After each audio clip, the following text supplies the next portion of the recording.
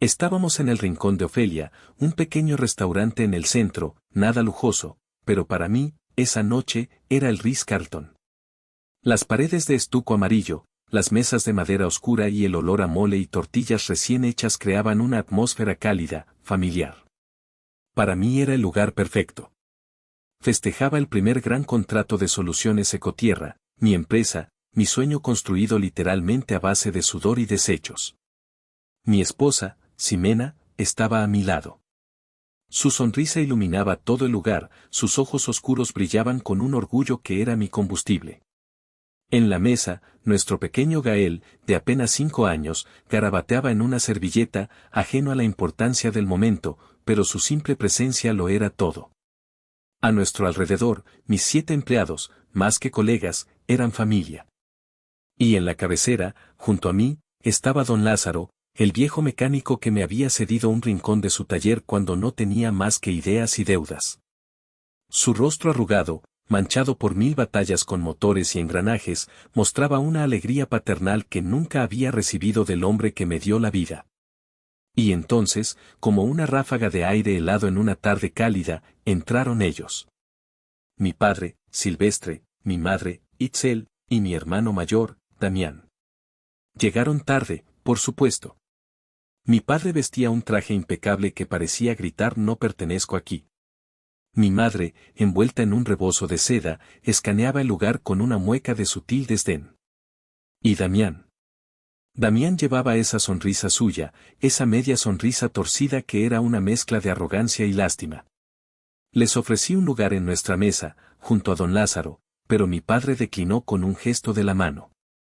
«Estamos bien aquí», dijo, y se sentaron en una mesa vacía al otro lado del pequeño local, creando una distancia física que era un pálido reflejo del abismo emocional que nos separaba desde hacía años. Traté de ignorarlos, de volver a la calidez de mi celebración.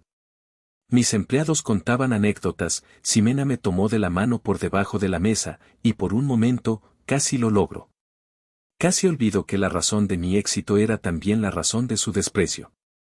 Pero mi padre nunca ha sido un hombre que permita que lo ignoren. A mitad de la cena, se puso de pie, golpeando suavemente su copa con un tenedor. Un silencio incómodo se apoderó del restaurante. Pensé, con una pizca de ingenua esperanza, que tal vez, solo tal vez, iba a decir algo amable. Un brindis forzado, una felicitación a regañadientes. ¡Qué tonto fui! Buenas noches, comenzó, su voz de barítono llenando el espacio. Ya que estamos aquí reunidos, en esta ocasión especial, la familia Morales también tiene un anuncio importante que hacer. Sentí un nudo en el estómago. Ximena apretó mi mano con más fuerza. Como muchos saben, continuó mi padre, he dedicado mi vida a construir, Curtidos Morales, un negocio que ha sido el orgullo de nuestra familia por generaciones. Pero es hora de pasar la antorcha. Hizo una pausa dramática. Hoy, me complace anunciar que mi hijo, Damián, asumirá la dirección general y se convertirá en el único heredero del patrimonio y el legado de los Morales. El aire se volvió pesado, denso. Podía sentir las miradas de mis empleados, llenas de confusión y pena por mí. Don Lázaro frunció el ceño, sus ojos fijos en mi padre como si estuviera evaluando una pieza de metal defectuosa. Pero lo peor estaba por venir. Mi padre giró su cuerpo ligeramente, clavando sus ojos fríos en mí. Y entonces, pronunció las palabras que se grabarían a fuego en mi memoria. Para construir un legado se necesita visión, se necesita prestigio, se necesitan manos limpias.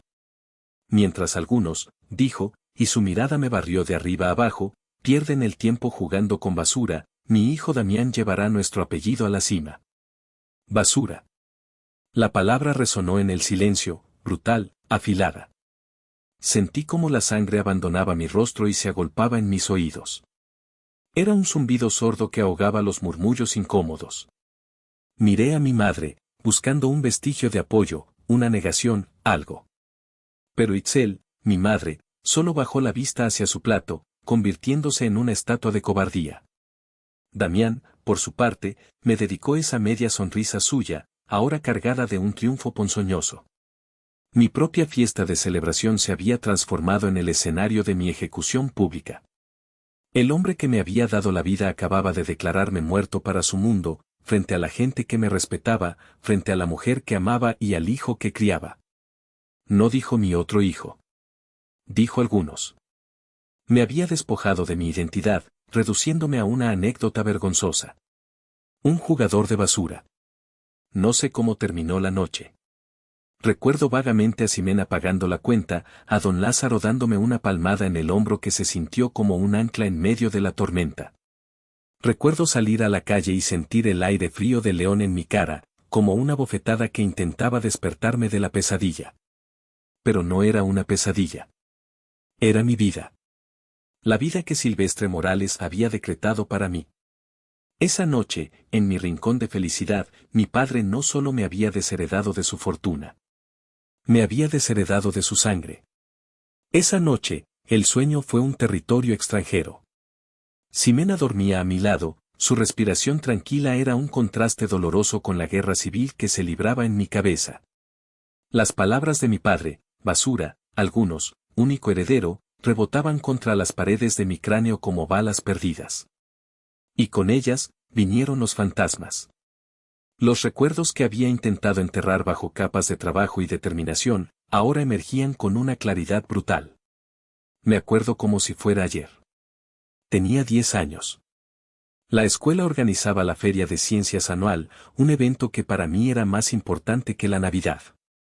Había pasado semanas encerrado en el garaje, trabajando en mi proyecto, un sistema de filtración de agua a pequeña escala, hecho con botellas de plástico, arena, carbón activado que le había suplicado a mi madre. Y un montón de trastos que había recogido. Estaba increíblemente orgulloso. Funcionaba. El agua lodosa entraba por un lado y salía casi cristalina por el otro. Damián, 2 años mayor, ni siquiera se había molestado en hacer algo. El día de la feria, apareció con un elegante portafolio de cuero de Curtidos Morales. Dentro, un catálogo de productos y un pequeño muestrario de pieles. Mi padre llegó más tarde, ignoró por completo mi mesa con sus botellas y mangueras, y se detuvo frente a la de Damián. Puso una mano en el hombro de mi hermano y le dijo a un grupo de padres, con su vozarrón de patriarca, «Este es mi Damián. No pierde el tiempo con juguetitos. Él entiende lo que importa, el negocio, el futuro». Luego me miró de reojo y añadió, «Hay que saber diferenciar entre crear valor y simplemente jugar con lo que otros tiran». Tenía 10 años, y mi padre ya me había llamado basura por primera vez, solo que con palabras más elegantes. El segundo fantasma era más reciente, más ruidoso. Tenía 17 años y debía elegir una carrera universitaria. Mi decisión estaba tomada, ingeniería ambiental. Quería hacer lo que hacía en esa feria de ciencias, pero a gran escala. Quería limpiar el desastre que industrias como la de mi padre dejaban a su paso. Cuando se lo dije, la reacción de Silvestre fue volcánica. Estábamos en su estudio, un santuario dedicado al cuero y a los retratos de nuestros antepasados. Golpeó el escritorio de caoba con el puño. Ingeniería ambiental, rugió, como si hubiera pronunciado una blasfemia. ¿Quieres estudiar para ser un pepenador con título? ¿Un maldito recolector de basura glorificado? Ningún hijo mío va a arrastrar el apellido Morales por el lodo. La discusión fue brutal. Le argumenté sobre el futuro, sobre la sostenibilidad, sobre la responsabilidad. Pero para él, solo había un camino, administración de empresas, para luego integrarse a Curtidos Morales bajo la sombra de Damián. Me dio un ultimátum. Si estudias esa porquería, te olvidas de mi apoyo. No pagaré un solo centavo para que te conviertas en el hazmerreír de la ciudad. Mi madre, como siempre, observaba desde el umbral de la puerta, una espectadora silenciosa de mi desmantelamiento. Pues no necesito tus centavos, le contesté, con la voz temblorosa por la rabia y el dolor. Y cumplí mi palabra. Y él cumplió la suya. Esa noche, acostado en la oscuridad, conecté los puntos. La feria de ciencias, la elección de carrera, la fiesta de esa noche, no eran eventos aislados. Eran los capítulos de una misma historia, la historia de cómo Silvestre Morales había decidido que uno de sus hijos era un príncipe y el otro, un paria. Damián era el reflejo de su ego, la continuación de su nombre. Yo era una desviación, una anomalía, un proyecto fallido que se atrevía a encontrar valor donde él solo veía despojos. Entendí que su crueldad no era impulsiva. Era un proyecto a largo plazo. Me había estado desheredando emocionalmente toda mi vida. Lo de la fiesta solo había sido la firma ante notario. Los años que siguieron a esa discusión fueron una prueba de fuego. Fiel a su palabra, mi padre me cortó por completo. De un día para otro, pasé de una vida cómoda a contar cada peso. Trabajé en lo que pude, mesero en una taquería grasienta, cargador en el mercado de abastos, incluso ayudante de albañil en una construcción bajo el sol implacable de Guanajuato. Cada músculo de mi cuerpo dolía por las noches, pero mi determinación dolía más. A duras penas, logré pagar mis estudios en una universidad pública, a menudo llegando a clases con el olor a cemento o a cebolla frita impregnado en mi ropa. Fue en esa época, cuando vivía a base de café instantáneo y sueños tercos, que conocí a Ximena. Ella estudiaba enfermería y tenía 2 trabajos de medio tiempo. Nos reconocimos el uno en el otro, 2 almas luchando por construir un futuro que nadie les iba a regalar. Ella nunca me vio como el hijo renegado de un empresario. Me vio a mí, a Tadeo, el que se emocionaba hablando de catalizadores y membranas de ósmosis inversa. Se enamoró de mis manos callosas y de mis ideas limpias. Y fue también en ese desierto de dificultades donde encontré un oasis. Un viejo taller mecánico en las afueras, cuyo dueño, don Lázaro, estaba a punto de jubilarse. Era un hombre sabio y de pocas palabras, con aceite de motor en las venas y un corazón de oro. Le conté mi proyecto, mi idea de crear una pequeña planta para procesar los desechos tóxicos de las curtidurías. Le hablé con una pasión que debió conmoverlo. En lugar de reírse de mí, me miró con sus ojos pequeños y brillantes y me dijo, el patio trasero está lleno de chatarra. Si lo limpias, el espacio es tuyo. Págame lo que puedas, cuando puedas. No era solo un taller. Era un voto de confianza, el primero que recibía de una figura paterna. Don Lázaro se convirtió en mi mentor. Mientras yo experimentaba con químicos y prototipos, él me enseñaba a soldar, a reparar una bomba, a entender el lenguaje de las máquinas. Una tarde, mientras luchábamos por arreglar una vieja centrífuga, con las manos cubiertas de grasa, me detuvo y me dijo algo que nunca olvidaré.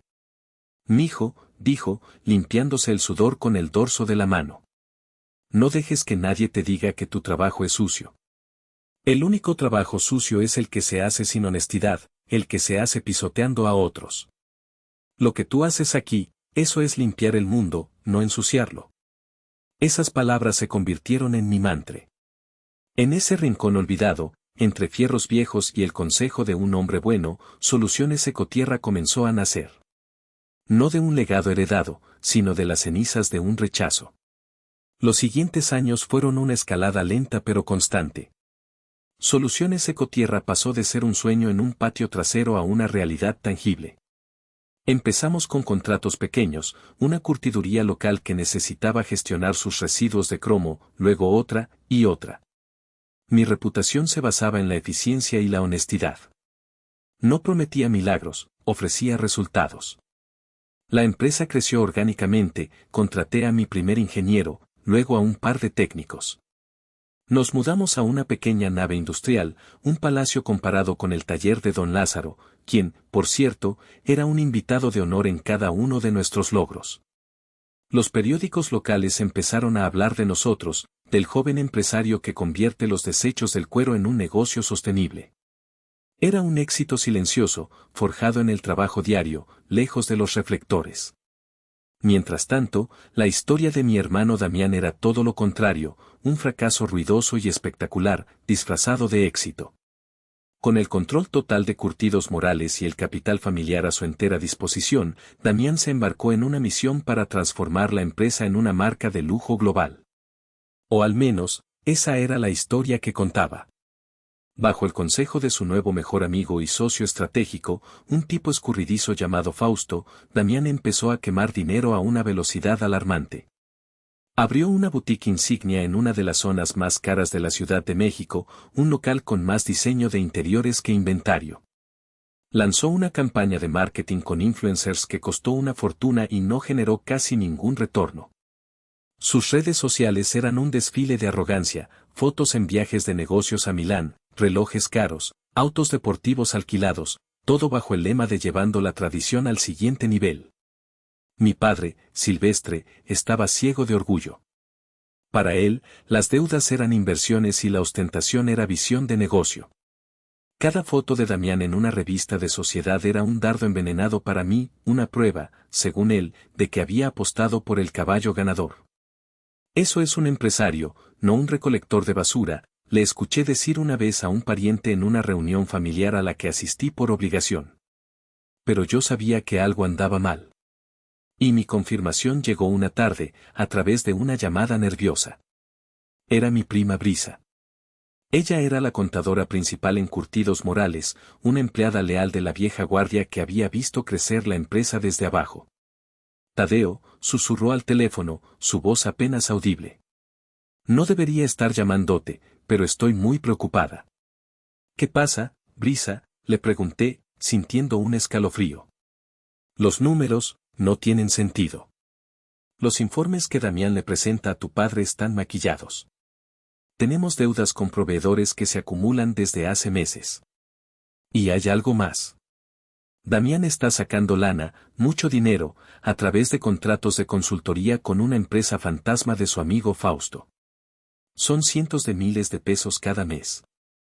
Hizo una pausa, y pude escuchar su respiración agitada. Tu padre no ve nada, o no quiere ver. Pero esto, Tadeo, esto va a explotar. Solo te llamo para que te cuides. No te dejes arrastrar cuando todo se derrumbe. Le agradecí la advertencia. La llamada me dejó un sabor amargo. No sentí alegría por el inminente fracaso de mi hermano. Sentí una profunda tristeza por la ceguera de mi padre y por el destino de una empresa que, a pesar de todo, había sido el trabajo de mi abuelo. Pero Brisa tenía razón. Tenía que mantenerme al margen. Yo había sido exiliado de ese reino, y no pensaba volver para su funeral. La explosión que Brisa predijo no tardó en llegar. Fue una noche de martes, unas semanas después de su llamada. La lluvia golpeaba las ventanas de nuestra pequeña casa con una furia que parecía un presagio. Gael ya dormía, y Ximena y yo veíamos una película, acurrucados en el sofá. Era un momento de paz doméstica, de esos que se sienten ganados a pulso. Y entonces, mi teléfono sonó, rompiendo el hechizo. En la pantalla brillaba un nombre que no había visto en años, papá. Un hielo se instaló en mi pecho. Mi padre nunca llamaba. Si necesitaba algo, enviaba un mensaje a través de mi madre, o simplemente aparecía. Una llamada, a las 10 de la noche y en medio de una tormenta, solo podía significar una cosa, catástrofe. Miré a Ximena. Ella entendió al instante. Pausó la película y me observó con atención. Contesté. Bueno, dije, mi voz más cautelosa de lo que pretendía. Al otro lado de la línea, no estaba el barítono autoritario de Silvestre Morales. Era la voz de un hombre roto, ahogada por el pánico. Tadeo, ¿eres tú? Sí, papá. Soy yo. ¿Qué pasa? Hubo un suspiro tembloroso, el sonido de un hombre al que le han quitado el aire. Tu hermano, comenzó, y su voz se quebró. Ese maldito de Fausto lo estafó. Se largó del país. Nos dejó con una deuda millonaria. El banco nos va a embargar, Tadeo. Los proveedores nos están demandando. Lo vamos a perder todo. Me quedé en silencio, escuchando el crepitar de su mundo derrumbándose a través del teléfono. No sentí nada. Ni pena, ni satisfacción. Solo un vacío frío. Era como ver la crónica de una muerte anunciada. ¿Dónde está Damián?, pregunté, más por inercia que por interés. Encerrado en su cuarto. No quiere hablar con nadie. Es un cobarde, escupió mi padre con un veneno que nunca antes le había dirigido a su primogénito. Y entonces, llegó el verdadero motivo de la llamada. Su tono cambió, intentando recuperar un vestigio de su antigua autoridad, pero solo lograba sonar desesperado. Escúchame, Tadeo. Tu empresa, sé que te va bien. Brisa me dijo que tienes recursos. La familia te necesita. Necesitamos 5 millones de pesos. Ahora mismo. Para detener la hemorragia. 5 millones de pesos. Una cantidad que para mí representaba años de trabajo, de sacrificios, de noches sin dormir. Y él la pedía como si estuviera pidiendo que le pasara la sal en la mesa. Y entonces, soltó la frase que encendió la pólvora. Es tu deber, Tadeo. A pesar de todo, llevas nuestra sangre. Es tu deber salvar el negocio familiar. Deber. Sangre. Familia. Palabras que él mismo había vaciado de significado. La imagen de la fiesta en el restaurante volvió a mi mente con una claridad cegadora. Su voz llamándome basura. Su anuncio de un único heredero. El rostro triunfante de Damián. Respiré hondo, y una calma gélida se apoderó de mí. Mi deber, repetí, mi voz tranquila, pero cada sílaba afilada como un trozo de vidrio. ¿Dónde estaba mi deber esa noche en el restaurante, papá? Esa noche dejaste muy claro cuál era mi lugar en esta familia. O más bien, que no tenía ninguno. Dejaste claro quién era tu heredero y quién era el que jugaba con basura. Hubo un silencio atónito al otro lado. Creo que esperaba que me derrumbara, que corriera a salvar el día para poder recibir, por fin, una migaja de su aprobación. El negocio familiar, continué, implacable, como tú mismo anunciaste frente a todos, ahora es el negocio de Damián. Es su herencia. Así que es su deber salvarlo. Arréglalo con tu heredero. El silencio se rompió. Pero no con una súplica, ni con un atisbo de arrepentimiento. Se rompió con la furia de un rey destronado. Maldito malagradecido, gritó, su voz rasposa de rabia. Te di la vida, te di un techo, te di comida. Y así me pagas. Deseando mi ruina. Eres una víbora. No, le respondí, mi voz firme, sin un temblor. No deseo tu ruina. Simplemente me niego a ser tu salvavidas. Me enseñaste a valerme por mí mismo, ¿recuerdas? Pues es lo que estoy haciendo. Y sin esperar respuesta, colgué. El silencio en la habitación era ensordecedor, roto solo por el sonido de la lluvia. Ximena me miraba, sus ojos una mezcla de orgullo y preocupación. Me rodeó con sus brazos. Hiciste lo correcto, susurró en mi oído. Y yo sabía que era verdad. Por primera vez en mi vida, no había reaccionado a la provocación de mi padre. Había respondido desde mi propia fortaleza. Había elegido a mi verdadera familia. Pero sabía, con una certeza que me helaba los huesos, que esto no había terminado. La bestia herida era la más peligrosa. La bestia herida no tardó en mostrar sus garras. No habían pasado ni 24 horas desde la llamada. Yo volvía a casa del trabajo, agotado, con la cabeza todavía zumbando por la confrontación de la noche anterior. Al girar en mi calle, vi un auto que conocía demasiado bien estacionado frente a mi portón. El sedán de lujo de mi padre. Y junto a él, de pie en mi banqueta como un pelotón de fusilamiento, estaban los tres, Silvestre, Itzel y Damián. Mi primer instinto fue seguir de largo, dar la vuelta a la manzana, huir. Pero entonces vi la luz de la sala encendida. Ximena y Gael estaban dentro. Esta era mi casa. Mi territorio. No iba a huir. Estacioné la camioneta detrás de su auto y bajé. Mi padre me fulminó con la mirada, sus mandíbulas apretadas. Mi madre, Itzel, tenía los ojos rojos e hinchados, un pañuelo estrujado en las manos. ¿Y Damián? Damián era la imagen de la autocompasión.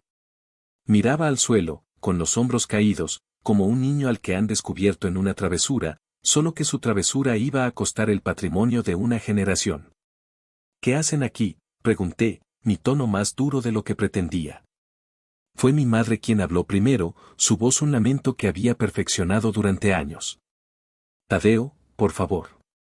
No puedes hacernos esto. Tu padre no durmió en toda la noche. Tenemos que hablar. Abrí el portón y entré, dejándolo abierto para que me siguieran. 5 minutos, dije, sin mirarlos. Y no esperen café. Entraron en mi pequeña sala. Pude ver a mi padre observando mis muebles modestos, mis paredes con los dibujos de Gael pegados con cinta, y supe que nos estaba juzgando, incluso en su desesperación. Se sentaron en el sofá, un trío de miseria y resentimiento. Yo me quedé de pie, con los brazos cruzados, una barrera física y emocional. Itzel reanudó su súplica. Hijo, es el trabajo de tu abuelo, el nombre de la familia. ¿Vas a dejar que todo se hunda por un poco de orgullo? Orgullo, repliqué, incrédulo. A lo que ustedes llaman orgullo, yo lo llamo dignidad, mamá. Algo que ustedes intentaron quitarme. Entonces, Damián levantó la vista. Sus ojos estaban llorosos, pero había algo falso en ellos, algo calculado. Fue un error, Tadeo, dijo, su voz lastimera. Confié en la persona equivocada.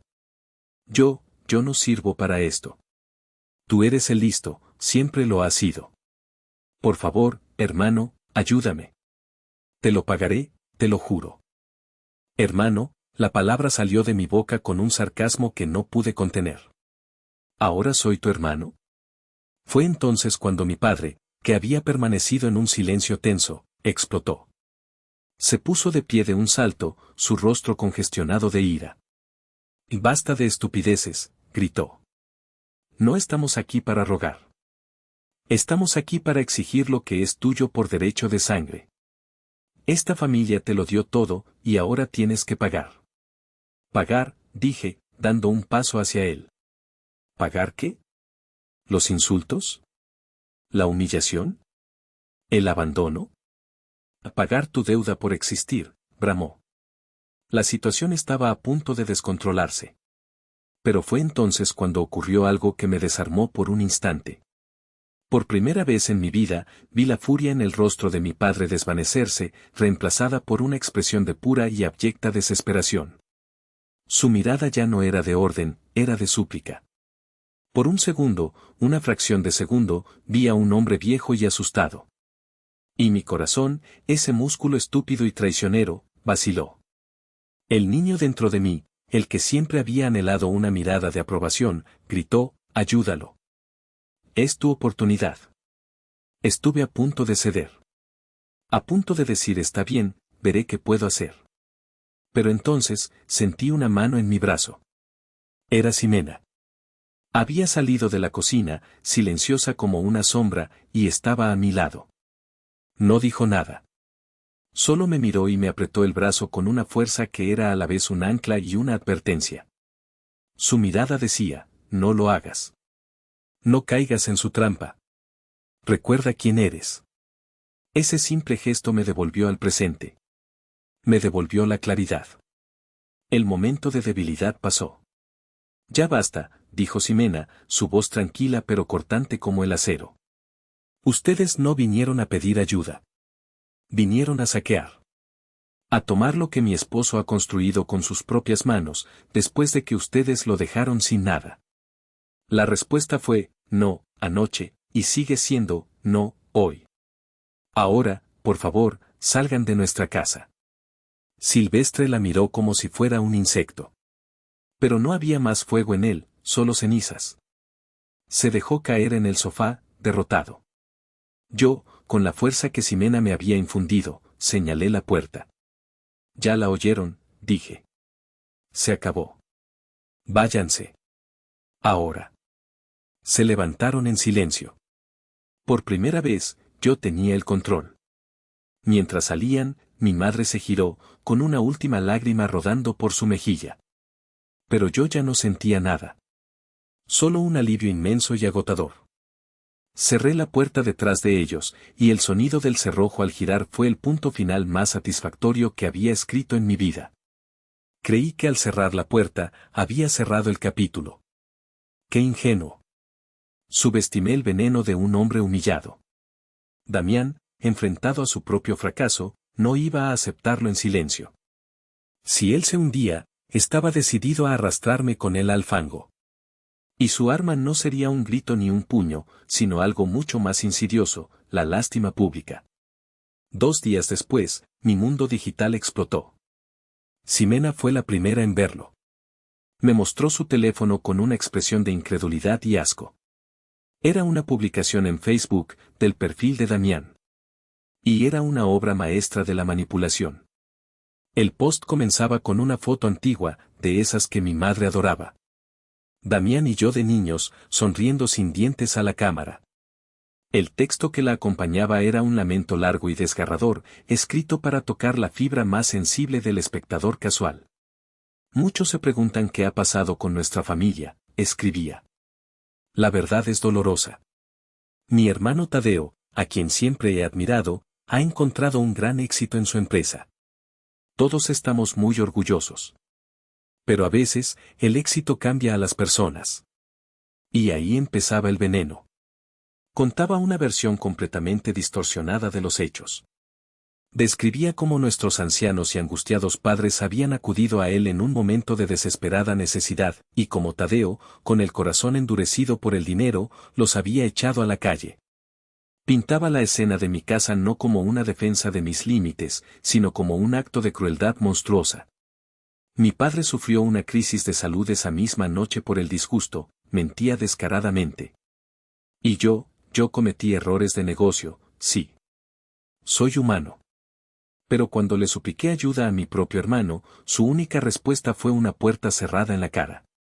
Terminaba con una frase lapidaria, diseñada para la viralidad: dicen que la sangre es más espesa que el agua, pero para algunos, el dinero es más espeso que la sangre. Rezo por mi hermano, para que un día encuentre el camino de vuelta a la familia que lo ama. Quise vomitar. En cuestión de horas, la publicación se compartió miles de veces. Los comentarios eran un torrente de odio dirigido hacia mí.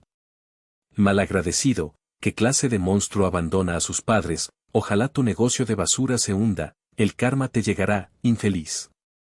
El nombre de mi empresa, Soluciones Ecotierra, era arrastrado por el lodo, asociado a la imagen de un hijo desalmado. La pesadilla no terminó ahí.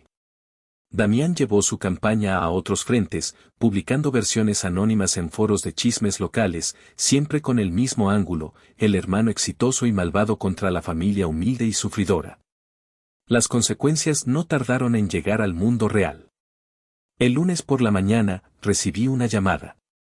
Era el director de una corporación con la que estábamos a punto de firmar el contrato de expansión más importante de nuestra historia. Tadeo, dijo el hombre, su tono notablemente frío. Mira, no sé qué es verdad y qué no, y francamente no es mi asunto. Pero mi empresa tiene una imagen que cuidar. No podemos asociarnos con este tipo de controversia familiar tan pública. Vamos a poner el contrato en pausa indefinidamente. Pausa indefinidamente. Un eufemismo para nunca. Colgué el teléfono y sentí que el suelo se abría bajo mis pies. Ese contrato era nuestro futuro. Eran nuevos empleos, nueva tecnología, la prueba de que todo mi sacrificio había valido la pena. Y Damián, con una publicación de Facebook, lo había hecho cenizas. Esa noche, no pude ir a casa. Me quedé en la oficina, en la oscuridad, con la única luz de la pantalla de mi computadora iluminando un flujo interminable de amenazas y mensajes de odio. Me sentía atrapado, asfixiado. El juicio público era implacable y no les interesaba la verdad. La historia de Damián era más simple, más melodramática, más fácil de digerir. Abrí el cajón de mi escritorio y saqué una foto que siempre guardaba ahí. Era de Gael, en su primer día de kinder, sonriendo con su mochila de dinosaurios. Miré su rostro inocente y me pregunté qué clase de mundo le estaba dejando. Un mundo donde una mentira bien contada podía destruir una verdad construida con esfuerzo. Por un momento oscuro y solitario, quise rendirme. Quise llamar a mi padre, ofrecerle el maldito dinero, hacer lo que fuera para que esa pesadilla terminara. Pensé en mi equipo, en sus familias. Pensé en Ximena, soportando las miradas de lástima de los vecinos. ¿Valía la pena mi orgullo si el precio era el sufrimiento de la gente que amaba? La duda era un veneno, y sentí que me carcomía por dentro. Justo cuando estaba en el punto más bajo, hundiéndome en la duda y la desesperación, mi teléfono vibró. Era un mensaje de un número desconocido. Cafetería, El Mirador. En 20 minutos. Es importante. Soy Brisa. Mi prima. No lo pensé 2 veces. Era un clavo ardiendo, y me aferré a él. El mirador era un lugar discreto, lejos del centro. Brisa ya estaba allí, en una mesa al fondo, con una taza de café intacta frente a ella. Parecía nerviosa, sus manos no dejaban de juguetear con una servilleta.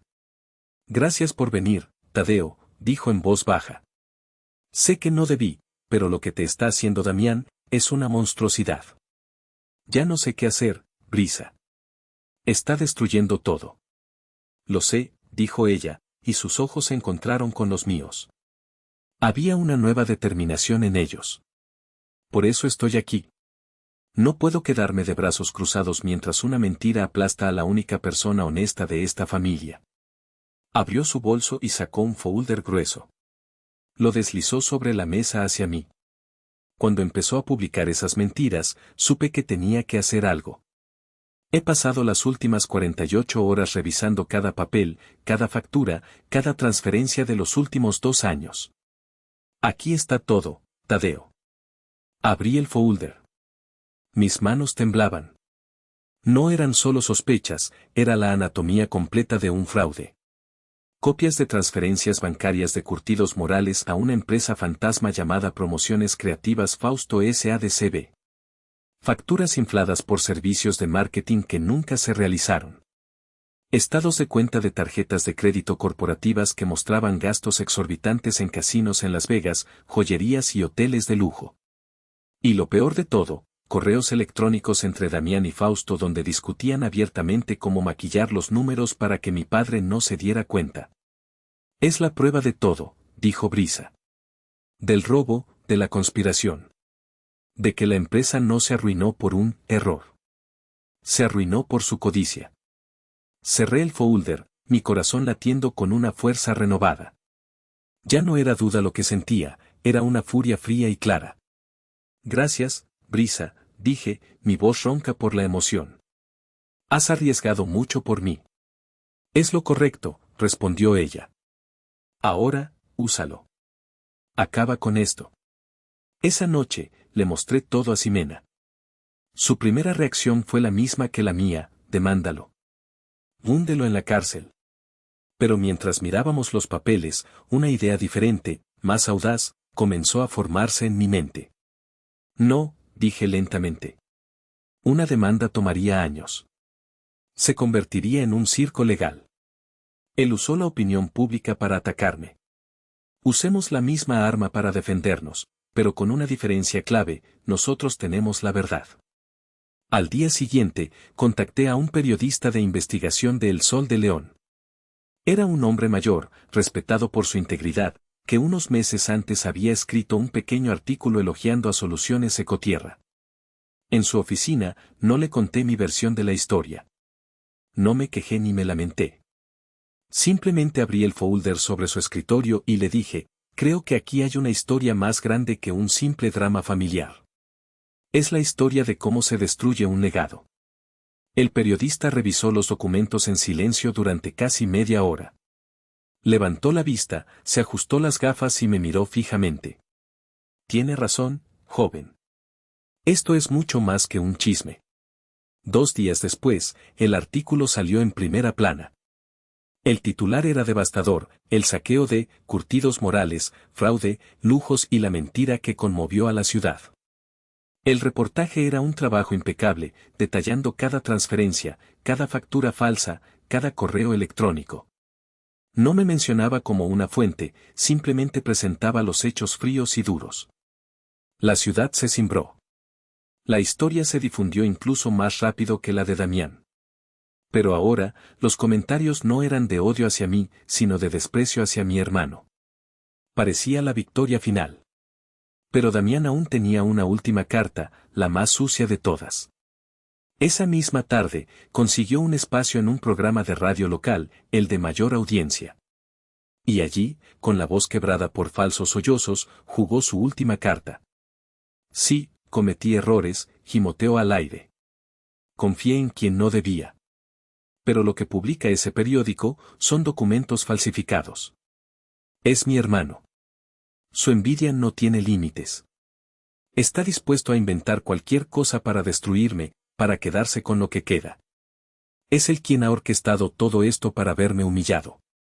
Escuché la radio desde mi camioneta, paralizado. El locutor, conmovido por la actuación, empezó a hablar sobre la posibilidad de una conspiración. Damián había logrado sembrar la duda de nuevo. Había convertido la verdad en una simple versión de los hechos. En ese momento, sentí que la guerra, lejos de terminar, acababa de entrar en su fase más brutal y retorcida. La intervención de Damián en la radio fue un golpe maestro de manipulación. Me dejó sin aliento, sentado en mi camioneta, escuchando cómo mi hermano, con lágrimas de cocodrilo, estaba a punto de arrebatarme la verdad de las manos. La opinión pública, siempre volátil, comenzaba a dividirse de nuevo. Me sentí completamente impotente. ¿Cómo se lucha contra alguien que no tiene límites, que está dispuesto a quemar el mundo entero con tal de no admitir su propia culpa? Llegué a casa esa noche sintiéndome derrotado. Le conté a Ximena lo que había pasado. Incluso ella, mi roca, parecía preocupada. ¿Y ahora qué, Tadeo? ¿Qué más podemos hacer? No tenía una respuesta. A la mañana siguiente, sucedió. Mientras revisaba el correo, encontré un sobre amarillo, sin remitente, metido a la fuerza en mi buzón. Dentro no había una carta, solo una pequeña memoria USB. Mi corazón dio un vuelco. Con una mezcla de miedo y esperanza, subí a mi estudio y la conecté a la computadora. Había un único archivo de audio. Hice doble clic. Lo primero que escuché fue el sonido de cubos de hielo en un vaso y una música de fondo. Luego, la voz de Fausto. Entonces, ¿crees que se tragaron el cuento de la radio? Y entonces, la voz de Damián, pero no la voz lastimera del programa. Era su voz real, arrogante, empapada en alcohol y desprecio. Por supuesto que sí. La gente es idiota. Les das un poco de drama, unas cuantas lágrimas, y se tragan lo que sea. Mi papá es el ejemplo perfecto, se cree todo lo que le digo. Es un viejo idiota. Y la gente en internet es aún más estúpida. Hubo una risa cruel y hueca. Fausto habló de nuevo. Pero los papeles, Damián. Tarde o temprano, sabrán que son reales. ¿Y qué? Respondió Damián. Para entonces, ya habré desaparecido. Y Tadeo quedará como el hermano resentido y mentiroso. Le arruiné la reputación. Con eso me basta. Nunca le perdonaré que tuviera éxito con su maldita basura. El audio terminaba ahí. Me quité los audífonos, temblando. Era la prueba definitiva, la confesión completa, el alma podrida de mi hermano expuesta en una grabación. ¿Quién la había enviado? Solo podía ser Fausto. Traicionado y probablemente sin recibir su parte del botín, había decidido aplicar la política de tierra quemada, si él se hundía, Damián se hundía con él. No lo pensé más. Envié el archivo de audio al mismo periodista. Esa tarde, la estación de radio y el periódico en línea publicaron la grabación. Fue una bomba atómica. Ya no había debate, no había dos versiones. Solo había una verdad innegable y repugnante. La humillación para Damián fue total, absoluta y final. Lo que siguió fue un colapso rápido y brutal. La publicación del audio fue el tiro de gracia. El nombre Morales, antes sinónimo de tradición y calidad en el mundo del cuero, se convirtió en una palabra tóxica, sinónimo de fraude y escándalo. Los pocos clientes que quedaban cancelaron sus pedidos en masa. Los proveedores, ahora con la certeza de que habían sido estafados, iniciaron procesos legales. El banco ejecutó la hipoteca. Curtidos Morales dejó de existir, sus máquinas vendidas como chatarra, su nombre borrado del mapa comercial de la ciudad. La casa familiar, esa fortaleza de orgullo y secretos donde crecí, fue vendida en una subasta para pagar una fracción de las deudas. Silvestre, mi padre, al enterarse de la grabación y de la traición final de su hijo predilecto, sufrió un infarto. No fue fatal, pero lo dejó mermado, una sombra del hombre autoritario que había sido. Un rey en un reino de ruinas. ¿Y Damián? Desapareció. Una noche, simplemente se fue, dejando atrás a sus padres para que enfrentaran las consecuencias. Algunos decían que había huido a Estados Unidos, otros que se escondía en alguna playa remota. Para mí, simplemente había dejado de existir. Pasaron varios meses. La tormenta amainó, dejando tras de sí un paisaje de escombros emocionales. Mi empresa, Soluciones Ecotierra, se recuperó y, de hecho, creció. La publicidad negativa se había transformado en positiva, la gente ahora me veía como un símbolo de resiliencia e integridad. Una tarde de domingo, llamaron a mi puerta. Era mi madre. Se veía increíblemente frágil, envejecida. Vivían en un pequeño apartamento alquilado en el otro extremo de la ciudad. No vino a pedir dinero. Vino a pedir algo mucho más imposible. Tadeo, dijo, su voz apenas un susurro. Tu padre, pregunta por ti. Sé que es mucho pedir, pero, ¿podríamos intentar ser una familia de nuevo? Perdonar. La miré, y por primera vez en mucho tiempo, no sentí rabia ni dolor. Sentí una especie de paz triste, la calma que llega cuando una herida finalmente deja de sangrar y se convierte en una cicatriz. Mamá, le dije suavemente. Lo siento mucho por todo lo que has pasado. De verdad. Pero mi familia está aquí. Señalé con la cabeza hacia el interior de mi casa, donde podía escuchar las risas de Ximena y Gael jugando en el patio. Yo ya no puedo volver a esa casa en ruinas, a esa idea de familia que nunca fue real para mí. Espero que encuentres paz. Cerré la puerta. No con un portazo, sino con una suavidad deliberada. Era un adiós definitivo, pero un adiós sin odio. La historia termina aquí, pero en realidad, es donde empieza la mía. A veces, por las tardes, voy a mi taller, ahora mucho más grande y moderno. Y a veces, Gael viene conmigo. El otro día, mientras le enseñaba cómo diferentes materiales se pueden transformar y reutilizar, me miró y me dijo, papá, tú haces magia con la basura. Sonreí y lo abracé. Mi padre estaba obsesionado con un legado de cuero y apariencias. El legado que yo le dejaré a mi hijo es diferente. Es un legado de integridad, de crear valor a partir de lo que otros desechan. Y de entender que la verdadera familia no es la que te toca por sangre, sino la que te construye, la que te respeta, la que celebra tu magia, sin importar lo sucia que le parezca al resto del mundo.